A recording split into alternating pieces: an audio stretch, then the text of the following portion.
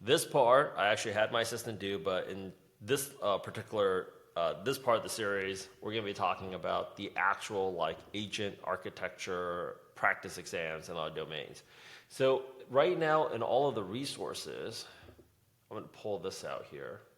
One of the things that you can go ahead and leverage, we did not build this, by the way. We did not build this, but we found it online, and we found this to be the best one out of two resources.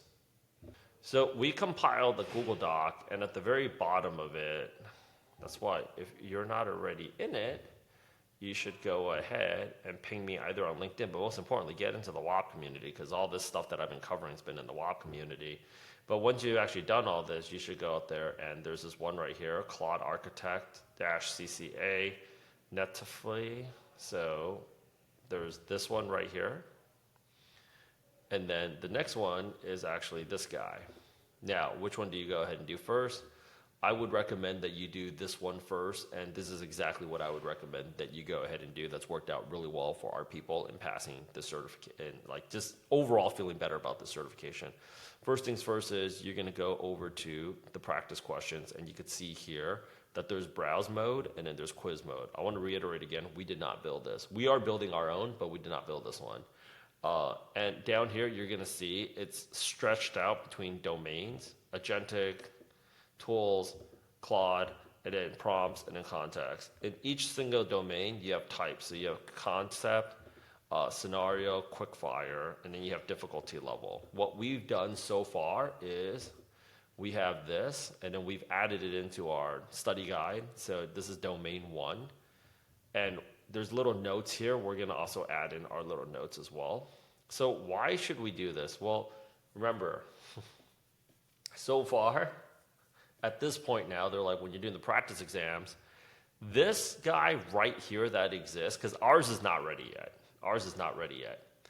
And this is actually pretty interesting because these are like the most difficult questions, which we made a list of.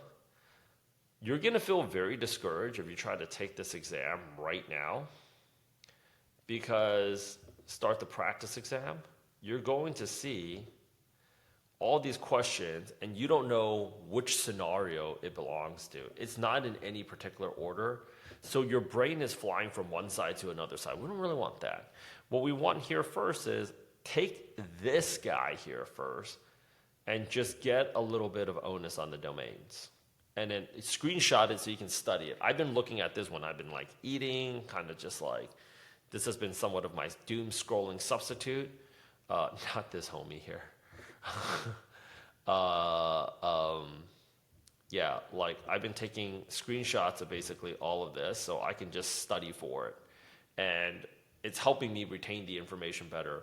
Once you know which domain you need to work on the most and which scenario you need to work on the most, then you actually do it here. Now, Rich, when they give you the scenarios and the domains, like, are you guys going to be getting it all at once? To tell you the truth, the exam's constantly changing, and the more people that pass, the one thing that has been pretty transparent is like the license is going to be renewed. Pretty much certification needs to be renewed every 6 months, and we're thinking there's going to be additional skills because there's so many additional Claude products coming out here. All at the same time, we are applying for like the Google and Cursor and OpenAI equivalents of what it is that we're doing for Anthropic as well. That's why it's another reason for you guys to go ahead and reach out, as well as like, you know, any other version like 11 Labs that they have an equivalent of this, right?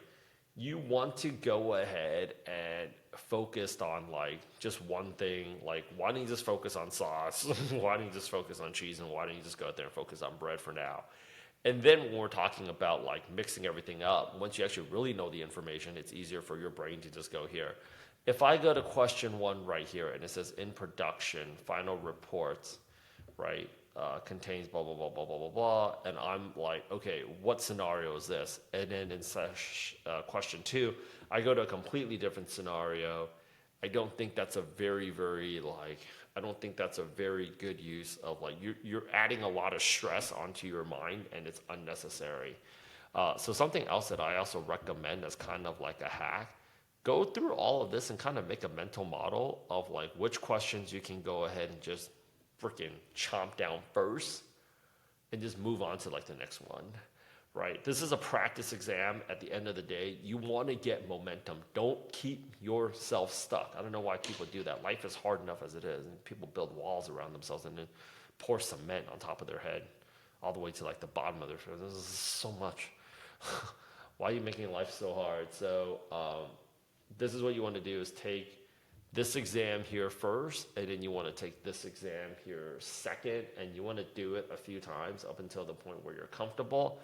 And then now it just makes so much more sense for you to get to the actual module work, right? Which we're going to cover how to go ahead and pass the 4 prerequisite modules for the Claude Certified Architect Foundations exam. That should actually be what you're doing last because now it makes sense. You know what you're preparing for. You know how this content relates to what we're ultimately trying to accomplish, which is passing a certification. See you in the next video.